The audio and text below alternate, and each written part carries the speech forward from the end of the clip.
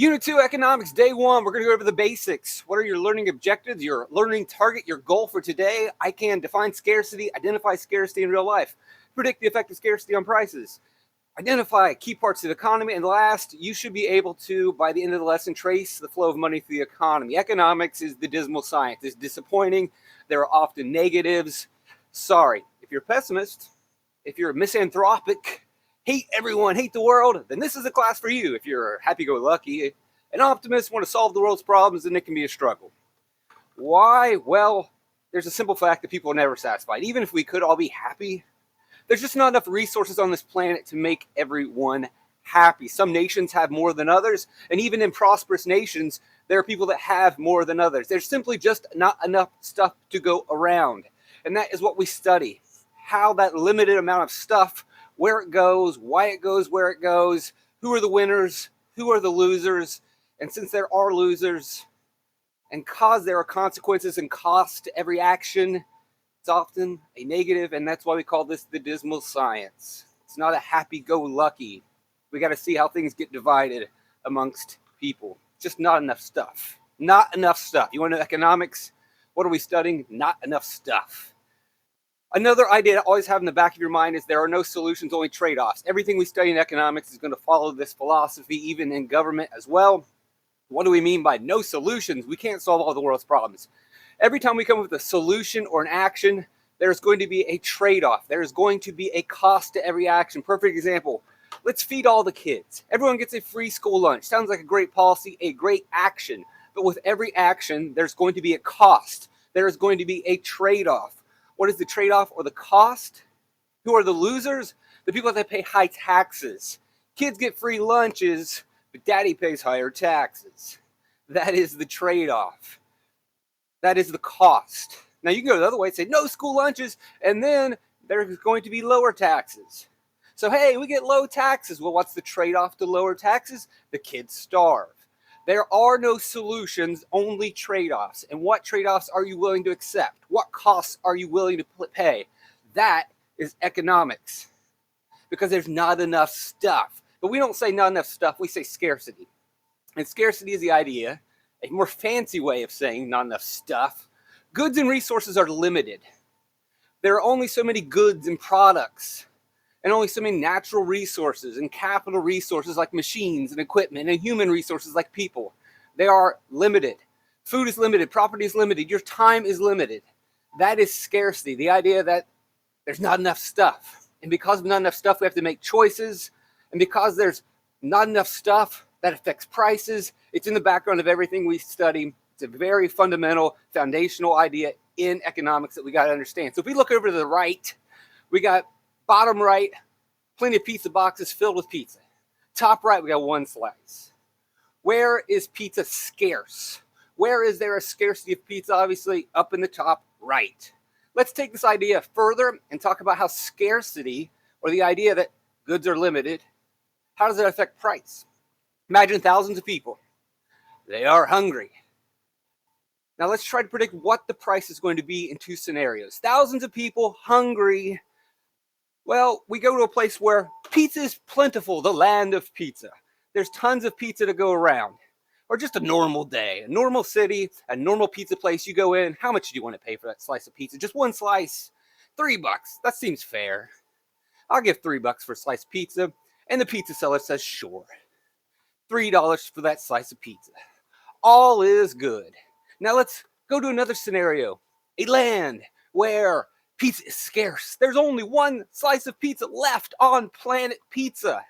And thousands of people are hungry and they haven't eaten for days. Well, good thing that slice of pizza is only $3, says the guy in gray shirt. I'm going to buy it and I'll be fine. Not so fast, my friend. The orange shirt says, I'm starving to death. There's one slice. I think I'll pay $4. And then the guy in the blue shirt says $5. And the guy in the gray shirt says $6. And the price goes up because they're fighting over that slice of pizza. It is a scarce commodity. It is a scarce good.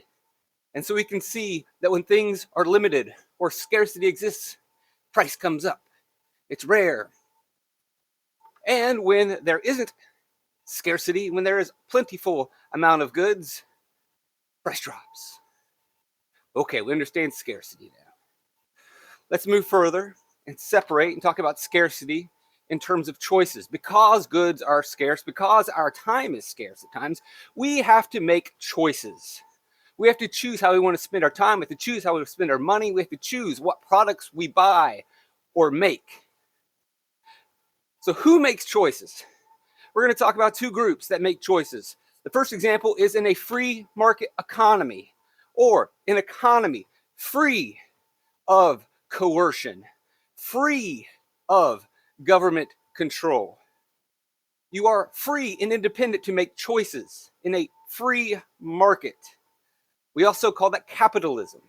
And in a capitalist economy, people make choices. The individual and firms, or households, we'll talk about what specifically is a household in a second, and a firm.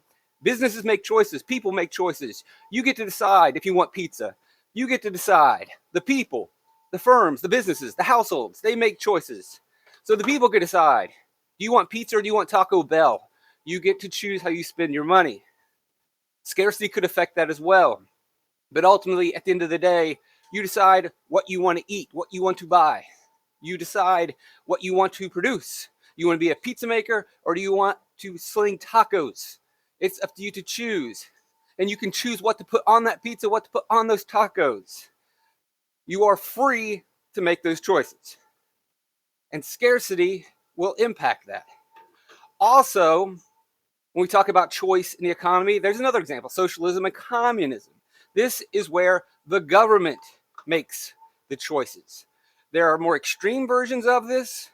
There are more mixed, limited versions of this, but the government makes a big role in deciding what will be bought, what will be sold, how much it will cost.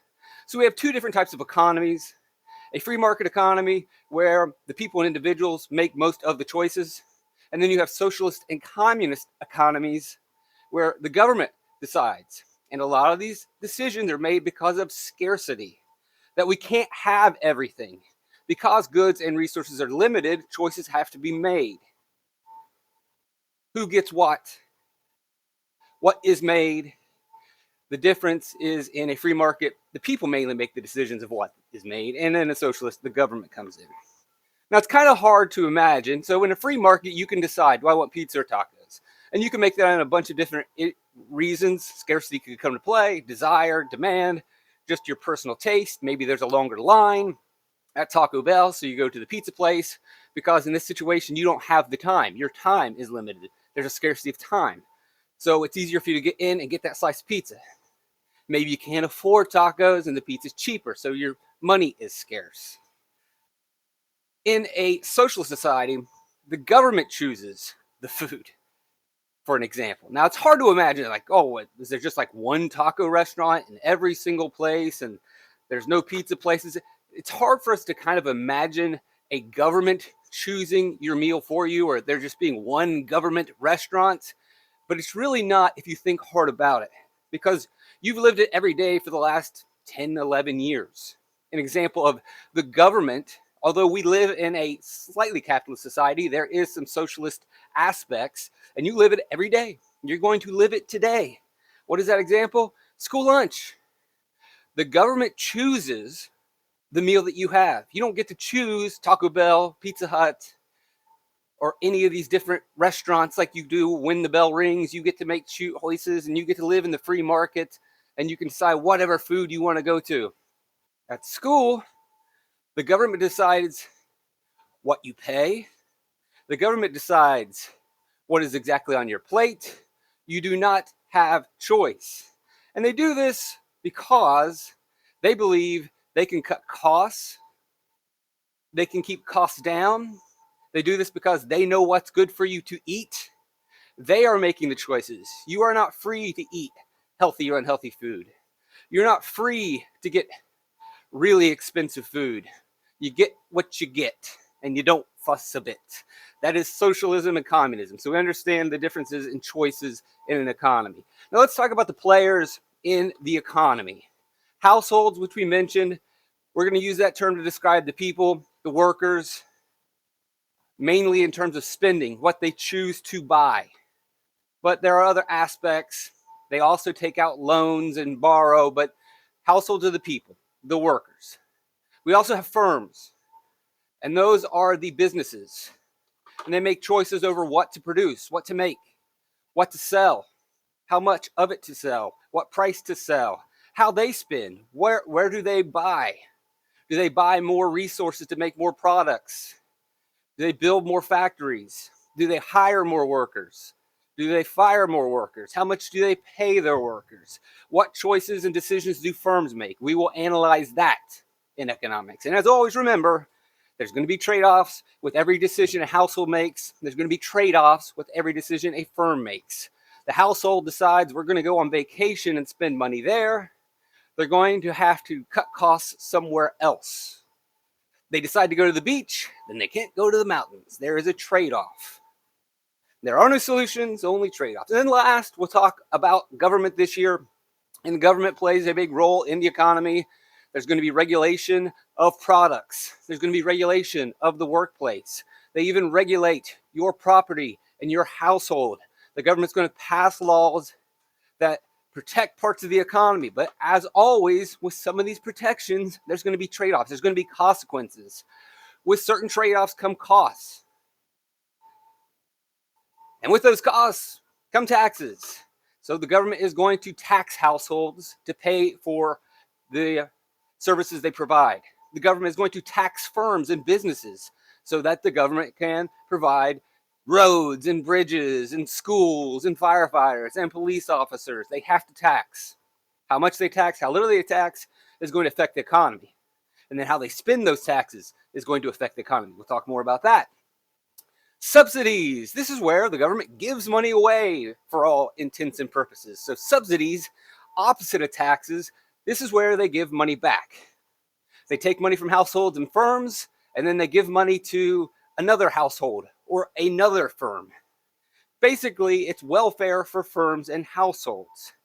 We think of welfare as people who need money, but there are all forms of welfare, all forms of subsidies. Farmers receive subsidies. Certain businesses receive tax breaks or even generous loans or money. All households receive different tax breaks. So government's going to change the economy by taking money away at times and then affect the economy by giving money back at times. Where that goes, what are the costs of those actions, we will explore. And then last, which we're going to talk about here in a second, another big part that this player, the government, plays in the economy is interest rates. And this is mainly controlled by the Federal Reserve, which we will call the Fed. Let's talk a little bit more about interest rates. We're going to go into more depth on interest rates in later lessons. But now let's trace the flow of money based on those interest rates. We'll get more into interest and loans specifically, but what we want to do here is just kind of understand where money comes from and how it kind of filters through the economy. We'll start with the Fed, also known as the Federal Reserve. This is the United States Bank for all intents and purposes.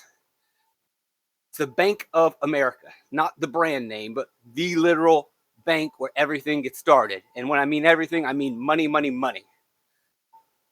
The Bank of America, or the Fed, the Federal Reserve, loans money to all of the regional banks, the bank that's on your corner street, the bank that's in your town, all the small banks, you name it.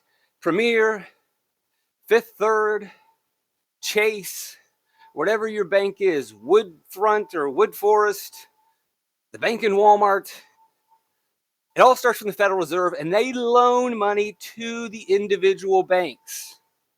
All the individual banks all throughout the country then loan money to either firms, which are businesses who may want to expand, might need to hire more products, might need to build more machines. They borrow money, spend that money to make money. You got to grow. You got to pay your employees. You got to pay your bills. You want to build another factory. You want to get a new harvester. Households also borrow money to pay for cars. Households to build their houses, to add to their houses, to buy a new boat. People take out loans to pay for college. Various different reasons people borrow from the banks. So the Fed, to all the regional banks, to the firms, to the households. Then the firms spend that money. sometimes on other firms. If you are a grocery store, you're spending money on buying goods from a farmer. So the money goes to a farmer. Or if you're a business that makes something and requires steel to make that something, maybe you're buying steel from the steel firm and you're turning those steel billets into crankshafts, whatever it may be. Businesses have expenses too. Households spend money on firms, be it from the factory or more normally from a store. You take out money from wherever bank and you spend that money on groceries. You spend that money at Walmart, and then Walmart spends that money, or the grocery store spends that money. You buy some Nikes, then the Nike store spends that money. Maybe they spend that money on their employees and pay their employees. So the shoe salesman now has money. He is that household represented below. And he spends his money at the grocery store. And the grocery store pays their workers. And they pay their household members. And it goes on and on and on. And the money flows through. The money gets to the people, the firms, the households, and the firms and households spend that money. And that money goes to other firms and households, and then it goes to other firms and households, and it goes and it goes and it goes. And where did it all start? It started at the Fed loaning money to the banks loaning money to firms and households, and then the spending gets started. And then once you're spending, they're producing goods, they're hiring workers, then there's more workers, and those more workers are spending, and it goes up and up and up and up. And it all starts with that very first loan from the Federal Reserve. Later, we'll talk about when there are more loans, when there are fewer loans. And maybe if you're ahead of the curve here, you better predict what's going to happen when you put more loans and more money in. What happens when you do less loans, high interest rates, and there's less money in, and there's less spending? What happens this cycle? All right, that'll wrap it up for day one. Economic basics. Hopefully, you can define scarcity. And then when you look around the world, you can see that scarcity. We talked about that one slice of pizza. Maybe you can look around the room right now and go, what is scarce? And then you could predict what happens when things become scarce, what happens when things aren't scarce, and how that affects price. Hopefully you can identify those key parts, those three players: households, firms, and government, and we'll talk plenty about them in this dismal science. And then last, just a simple tracing of money. We're going to go into much more detail about how it goes to banks and how it goes to firms and why sometimes there's more money floating in and sometimes the spigot shuts off and we have less money in the economy and how that affects it.